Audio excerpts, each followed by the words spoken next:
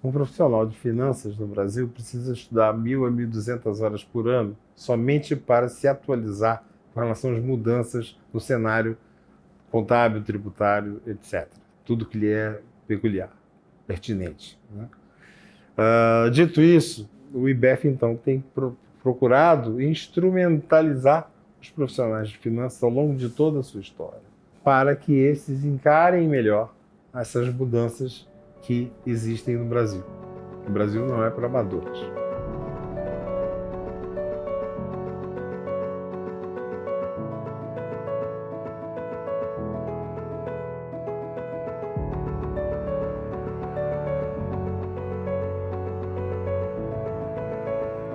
A grande homenageada como CFO do ano de 2022 É realmente uma honra.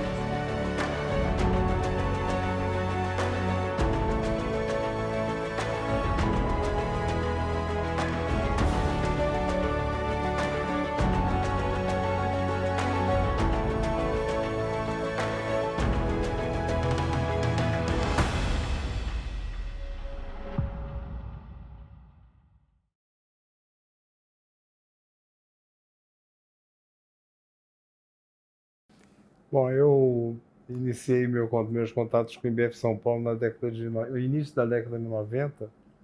Eu era sócio da PwC, havia chegado em São Paulo e o IBF São Paulo foi enormemente acolhedor comigo quando eu cheguei como profissional transferido que fui do Rio de Janeiro, né? Eu trilhei toda uma carreira, eu acho, de associado no IBF durante muitos anos, até culminar com a minha gestão como presidente do IBF Nacional no final da primeira década deste milênio e depois presidente do Conselho de Administração do IBF São Paulo logo em seguida, né? Então eu tenho um carinho enorme pelo Instituto, que, como disse, já me acolheu desde a década de 90, chegando profissional em São Paulo, né? E eu acho que o IBEF tem uma participação muito importante, né, como co-protagonista, que co-criador disso que nós chamamos de Brasil, no que toca à área de finanças. E o IBEF tem tido participação, e há exemplos disso ao longo de toda a sua história, né? Tem tido participação importante nessa construção do Brasil, opinando sempre que se considera apropriado opinar tudo aquilo que impacta, que pode afetar a vida do executivo de finanças em qualquer de suas dimensões. Quando eu faço um olhar retrospectivo sobre minha vida com o IBEF, eu acho que eu me orgulho de dois momentos assim importantes.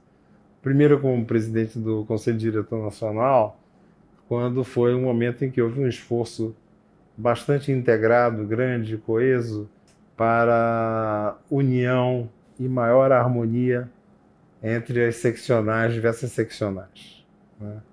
Então esse é um momento importante.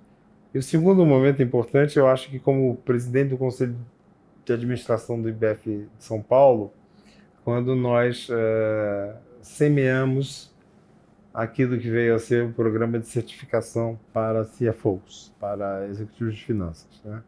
Então, esse também eu considero um momento importante de contribuição quando eu olho, como eu disse, para o passado na minha relação com o IBEF. O IBEF tem sido co-protagonista na construção desse Brasil e existem vários exemplos disso, não é?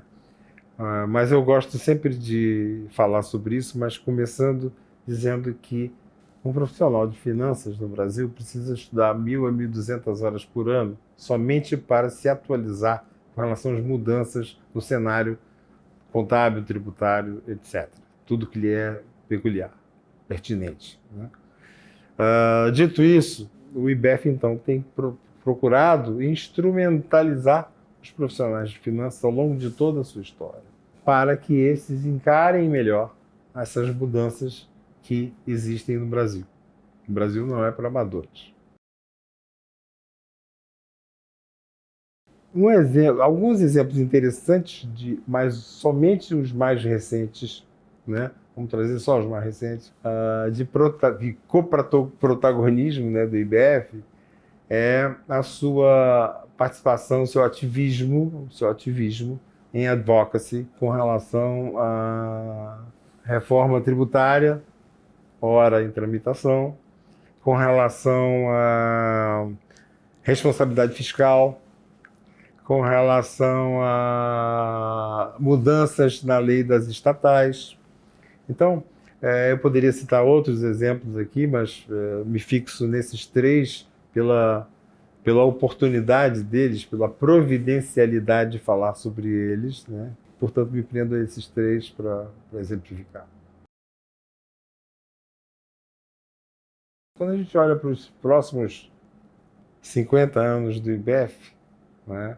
E quando se me perguntam o que poderíamos fazer para garantir esse coprotagonismo também nos próximos 50 anos, eu diria que como o IBF tem como motto principal a difusão de um network, né, a garantia de uma agremiação de profissionais de finanças de altíssimo gabarito, né, para, em volta de um network, desenvolver relações sociais, profissionais e desenvolver também o seu lado técnico, né? Quando a gente pensa nisso como motto principal do IBF e olhamos, portanto, os próximos 50 anos, eu diria que é garantir que isto vá permanecer vivo, né? Porque é disto que emana, ou é disto que emanam as contribuições que o IBF pode dar para a construção do país perante as autoridades fiscais, as autoridades monetárias, né, os políticos.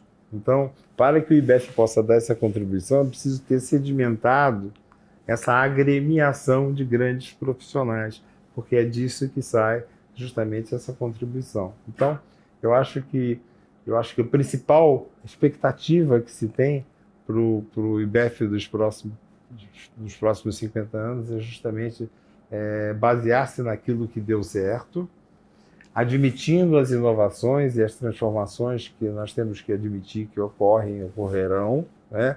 Mas com a base num valor primordial, que é o valor da agremiação, dessa agregação de pessoas em torno do conhecimento e do social.